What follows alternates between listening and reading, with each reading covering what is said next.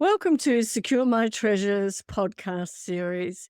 This is episode 4 with Professor Brian Dolan OBE, who just happens to be in Christchurch, New Zealand, as we speak today.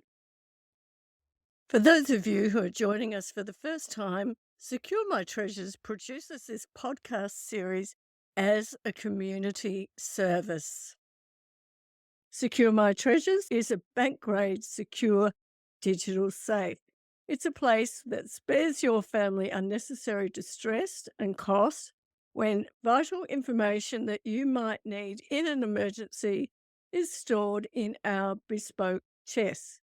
You can authorize family or a friend to access specified information in any emergency or at end of life. Our guest today, Professor Brian Dolan OBE, is Director of Health Service 360 that was born in the United Kingdom.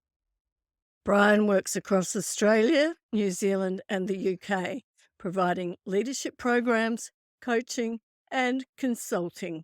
He's already written 8 books and he's the brains behind the End Pajama Paralysis program.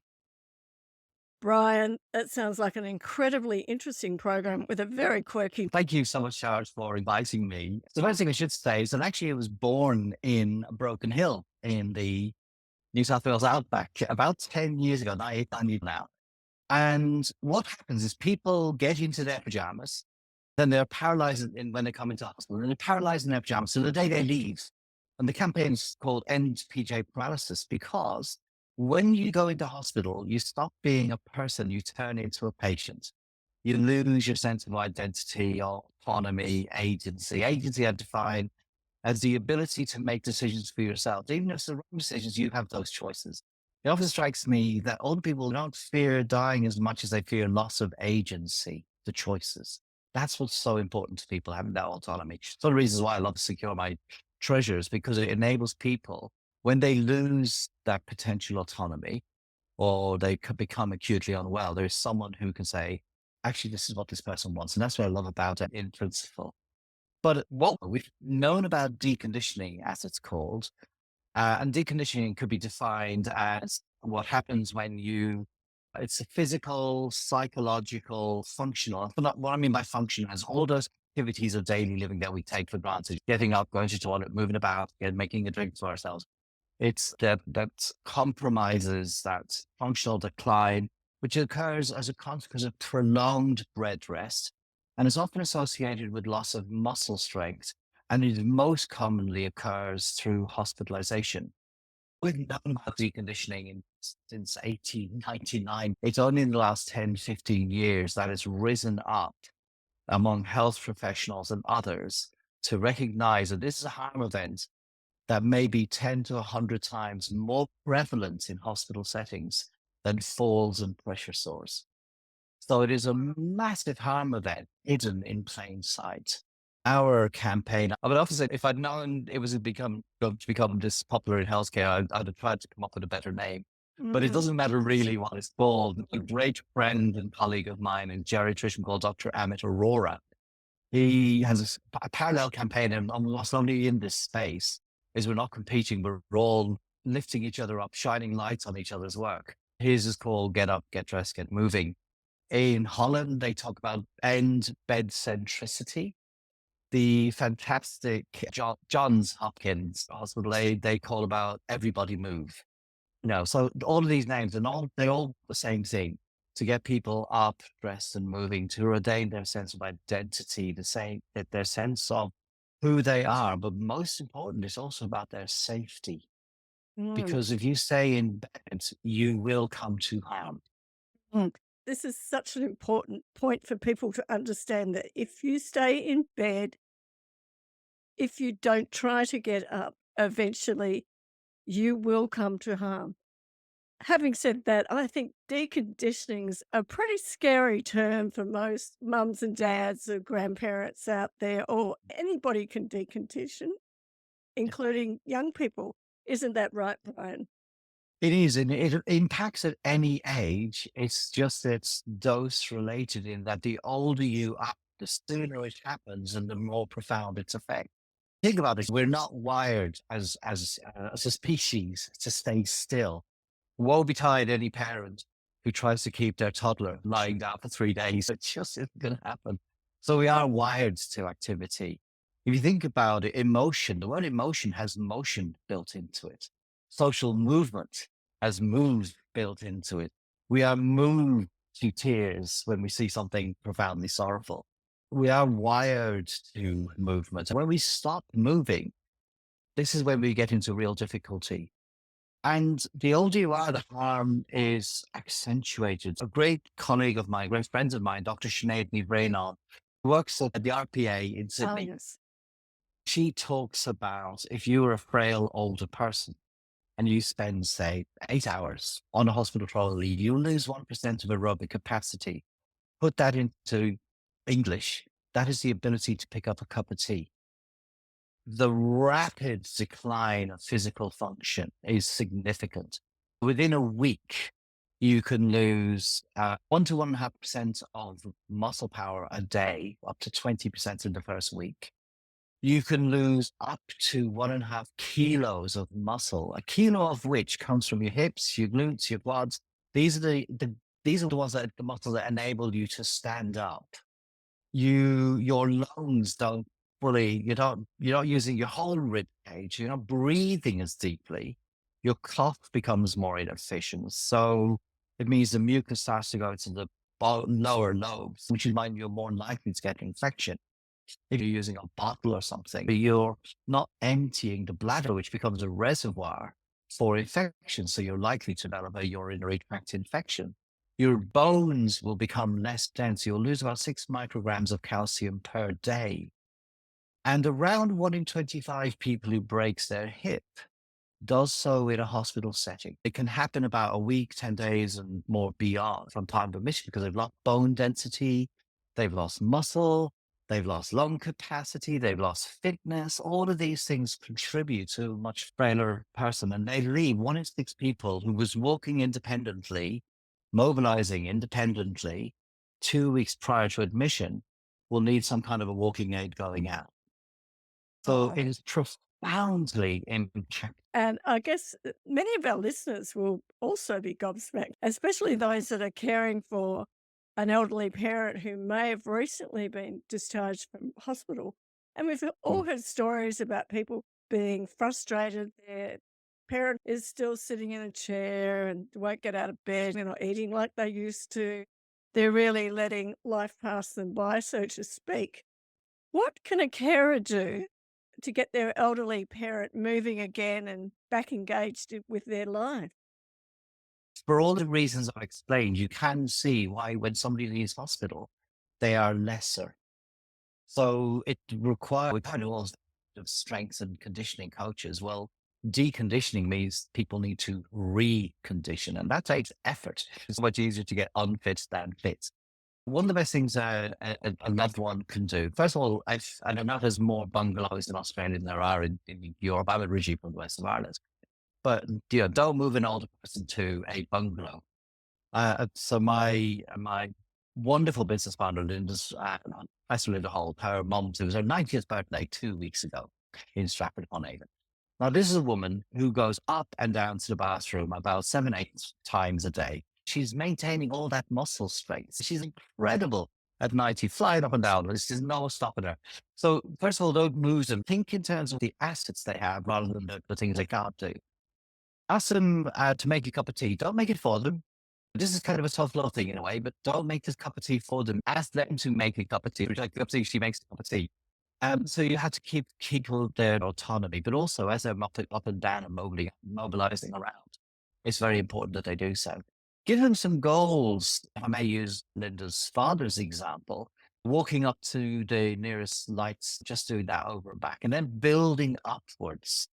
It takes time, but just like none of us would run a marathon, my first marathon when I was 18, my training started from running around a 400-meter track. That was my first day of training.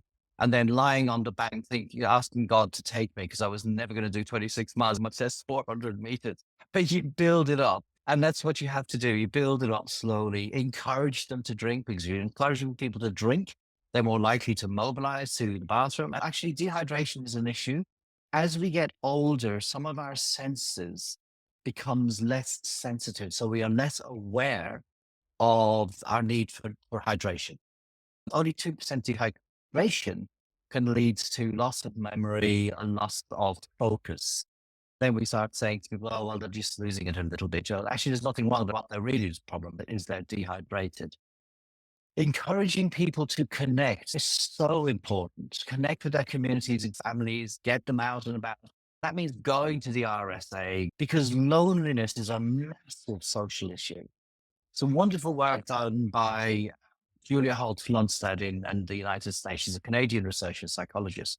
And she found a 27% increase in earlier death if you were lonely. They're more likely to die of loneliness than type 2 diabetes, obesity related conditions. And loneliness is the equivalent to smoking 15 cigarettes a day. And it's really bad for not just mental health, but also cognitive decline. We saw this through COVID in the Canadian nursing homes. One of the studies found that people with dementia died much faster because they were all in their rooms, not connecting, not even people with dementia were being withdrawn and they were stuck away from their families. So there is actually an awful lot people can do. We don't need to over engineer it. Encourage people to move around, encourage people to go up and down the stairs, encourage them to drink cups of tea and make cups of tea for other people, and also to stay connected with others. Mm. I was going to ask you if deconditioning could mirror a myriad of other health symptoms, but it seems like you've covered that. Is there anything else you'd like to add to that point? What we increasingly know about deconditioning is there's not a single body system it doesn't affect. People are more likely to get constipated. If you're not moving around, your gut isn't moving. If you're not drinking enough, you get constipated. Skin gets compromised, pressure sores. Mental well-being deteriorates. Breathing, there's no body system we know is not impacted by it. So after we used to say to people, go to hospital, you'll be safe there. Now we're going, well, yeah, actually getting people up, dressed and moving when they are in hospital. Get your clothes on if you have to go. Make sure you keep a sense of who you are. And all those elements contribute to maintaining yourself. If you notice a loved one or you are the person, you're starting to find that cough is, you're not shaking it off, that, your gut's just not working, all of those things. Actually, if you're starting to feel palpitations, any number of things, actually don't just say that's old age. This could be something more than that. So you're recommending that if it's an adult child and their parent has some of these symptoms, perhaps go along to your local GP and have a chat about what's going on for both of you. And the other group really, really important is pharmacists. They are a really fantastic, undertapped resource in healthcare. Also, there's clinicians like obviously nurses. I'm proud to be a nurse. There's physiotherapists. There's any number of professionals you can formally and informally, beyond just the GP, community nurses going to practice. And there would be an Australian equivalent of a helpline. And forgive me, I've forgotten the Yes. name of it. Health They Direct? Health Direct, thank you. Those resources for healthcare, and the other groups, of course, are really brilliant. The likes of St. John, the Ordre Malta, if you have that in Australia, old Red Cross. So there's a whole bunch of folk out there willing to support and help. Our GPs, as we all know, they're intensely busy. But that doesn't mean that your voice isn't important and your things and concerns are any less legitimate. Thank you for that. One of the concerns people would have that deconditioning is a one-way road. Can it be reversed? Yeah, it's a great question. The short answer is yes. When we see our sports heroes, they've been injured, part of their journey back is to recondition. It is easier to get unfit than fit. It's easier to decondition than to condition, but it is absolutely doable. And there's a wonderful physiotherapist, Derek Laidler. He was a police officer for a number of years, just like his father, then became a physio. His dad is on a whole bunch of medications and he was winding down to a lot of how it is. Derek, who's always been a runner, encouraged his dad to start running. This is northeast of England. His dad is in Newcastle way. He went to the first lamppost and he started running, and then shuffled a bit to the second lamppost. So he's been running 5K runs. He's on about half the medications he's on. His mental well-being has dramatically improved. He's as happy as a dog with two tails now. So it shows as somebody who's almost winding down Yeah. actually turned into somebody who now does park runs and all those sorts of things. The other lovely bit about it is that this is about protecting our future older selves. And the single determinant, apart from like cancers, getting hit by a bus or whatever, one of the biggest determinants of how long you will live is frailty. Determinant of frailty is leg strength. So if you maintain leg strength, that becomes really important. There's really simple ways you can do this. When you're brushing your teeth, and this applies to everyone at any age, but just obviously the older you get, more important because when you're brushing your teeth, for example, stand on your right foot and leave your left leg up. And you can have a single finger, by the way, on the sink to keep balance. In the evening, swap feet. When you are sitting down to your dinner, sit up, sit down, stand up, sit down, say 5 times first and then 10 times. Make sure something I have in my own kitchen is when I'm waiting for the kettle to boil, I've got a little kettle weight. And so while I'm doing that, I'll do a dozen squats. Park the car a little bit further away when you go to the Woolies or Coles, wherever you want to go. All those little things add up. The notion of 10,000 steps a day is kind of a marketing gimmick from the 1980s Japanese company that thought this would be a good one. But in fact, for middle-aged people, we only need about 7,000 steps. For older people, it's about 4,000 steps a day to maintain strength, good relative health. If you go into hospital, the average person only does 250 to 400 steps a day. So you build it back up. You don't have to, like with the marathons, go hard. Before Christmas, I started thinking, I need to take this more serious. I'm now between 60 and that. And I thought resistance exercise is really important as well. I started doing that, and I've had a blessing. Went to Oxford University, did a master's at Oxford University, and go to libraries. There's one of the libraries. It's about 70, 80 steps. Before I started making more of an effort, and it's a daily thing, it takes 10 minutes. I would kind of get to the top of that, and I'd be hot and bothered, out of breath, pray for the Lord to take me again. And now it's just like just halfway bound up the thing. So you just have to stick at it bit by bit by bit, and that's how we change it. It's how we make it better. I guess that means we need to stay in motion. That's a good way of putting it. Brian, your passion for this topic has permeated the entire conversation. I really appreciate that passion. I understand you're also working on a book. I am working on another. It'll be the most important book I ever done, apart from the 8 before. But this one is actually with Professor Linda Holt, and it'll be so much better book because of her in that, is we're working on a book on deconditioning. How's the impact? How do you prevent it? What are the things you can do if you're working? And Zane got me at health professionals at this point, although she's already in my ear saying we ought to do one for the public as well. So watch this space, because actually it is something for every one of us. You work across Australia, New Zealand, and of course, the UK, your home.